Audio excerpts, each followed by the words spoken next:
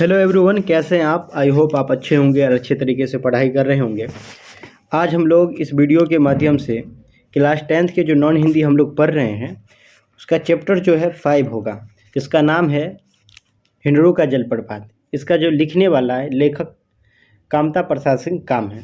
ठीक है, इसमें ऑब्जेक्टिव और सब्जेक्टिव प्रश्न दोनों देखेंगे।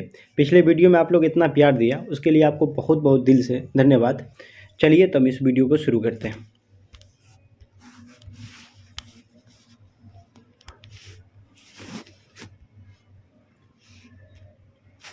देखिएगा हिंडरू का झरना कैसे बना, आराम से देखिएगा, मज़ा आएगा।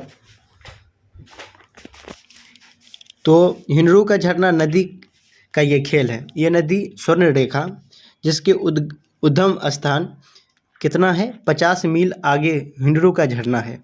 नदी जहाँ पहाड़ को पार करने की चेष्टा मतलब होता है कोशिश में पहाड़ पर चढ़ती है, वहाँ पानी की कई धाराएं हो जाती है और जब सब धाराएं एक होकर पहाड़ से नीचे गिरती है तब झरना बनती है। यही हिंडरू का झरना है। ठीक है, अब आगे देखते हैं।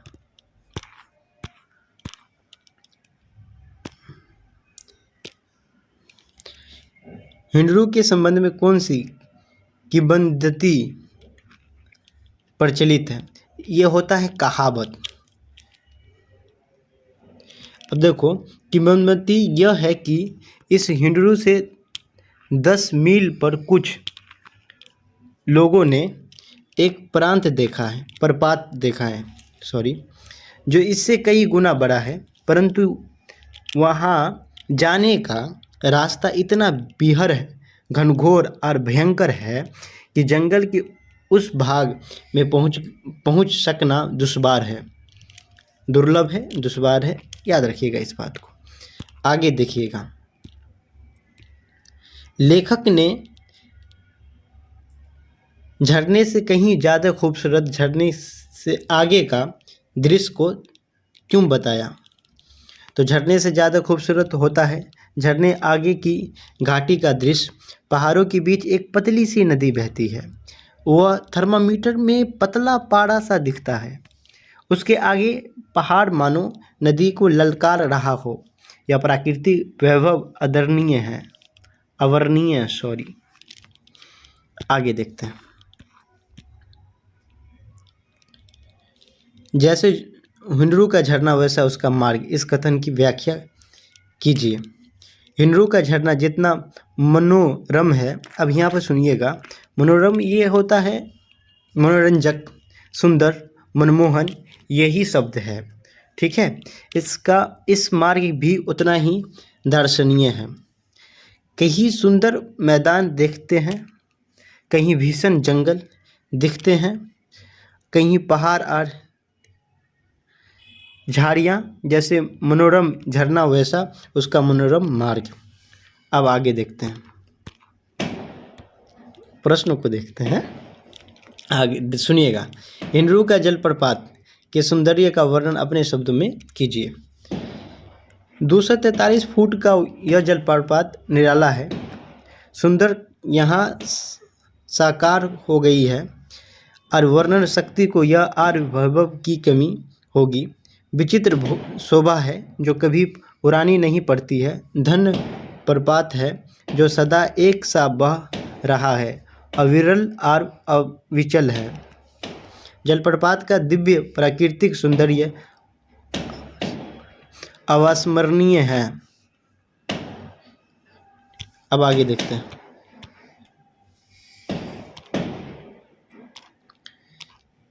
एक मिनट।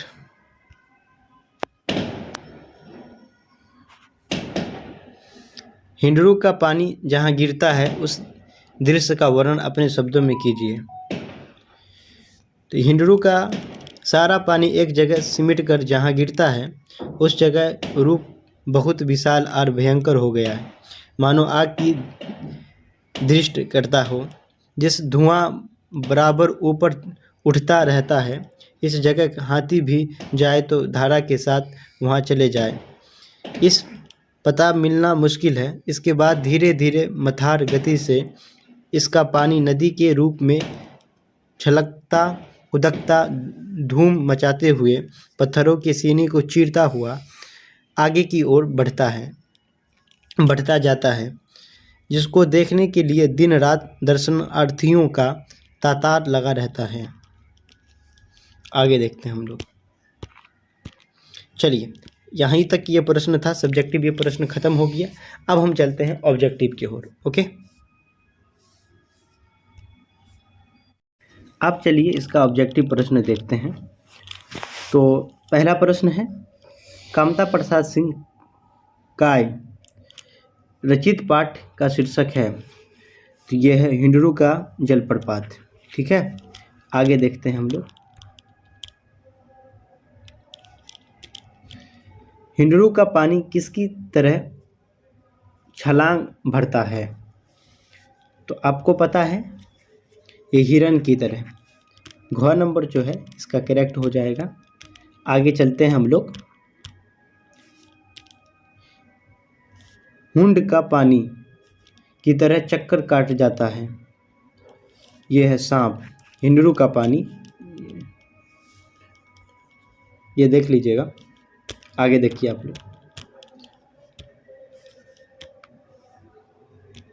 पुरुलिया रोड से हिंडरू की दूरी क्या है? तो ये है 13 मील। कितना मील? 13 मील। आगे देखिएगा। हिंडरू का जल प्रपात गद्य की कौन सी विधि है? तो ये हो जाएगा यात्रा वृत्तांत। क्या हो जाएगा? यात्रा वृत्तांत। ठीक है, यात्रा वृत्तांत। अब आगे देखिए।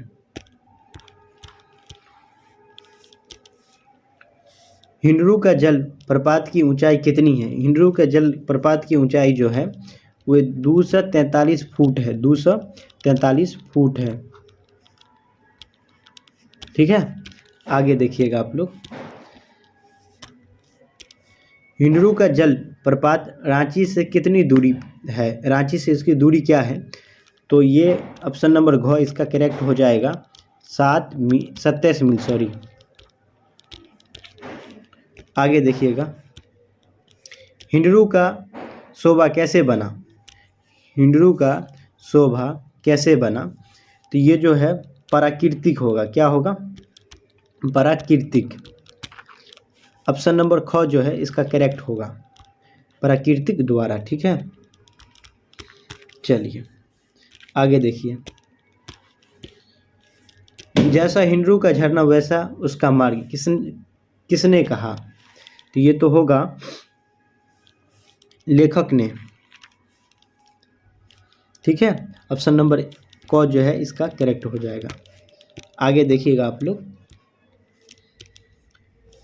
हिंडरू का जल प्रपात में किस संस्कृति का वर्णन है? तो आपको पता है आदिवासी संस्कृति का। चलिए, ऑब्जेक्टिव प्रश्न भी खत्म हो गया। मैं आशा ही नहीं बल्कि पूरा विश्वास है कि आप लोग अच्छे तरीके से घर पे पढ़ रहे होंगे। और आप लोग का एक होमवर्क है, ये है कि जितने भी वीडियो आप लोग देख चुके हैं उसको एक बार अच्छे तरीके से रिवाइज कर लीजिएगा। और अब तक के जितना भी ऑब्जेक्टिव प्रश्न पूछा गया है बोर्ड एग्जाम में उसको एक बार लगा लीजिएगा, क्वेश्चन बैंक कह लीजिए। और आपसे एक बात मैं कहना चाह रहा हूँ कि यदि आप नोट लेना चाह रहे हैं तो इस नंबर पर एक बार कॉल कर लीजिएगा। ठीक है, 7325 097 218। आप नोट ले लीजिएगा। VBI ऑब्जेक्टिव प्लस सब्जेक्टिव का दिया जाएगा, उससे 100% गारंटी है कि उससे प्रश्न लड़ेगा। ठीक है, चलिए तो आज के लिए इतना ही काफ़ी है। फिर मिलेंगे हम कोई अच्छे वीडियो के साथ। तब तक कि आप घर पे पढ़ते रहिए, मुस्कुराते रहिए।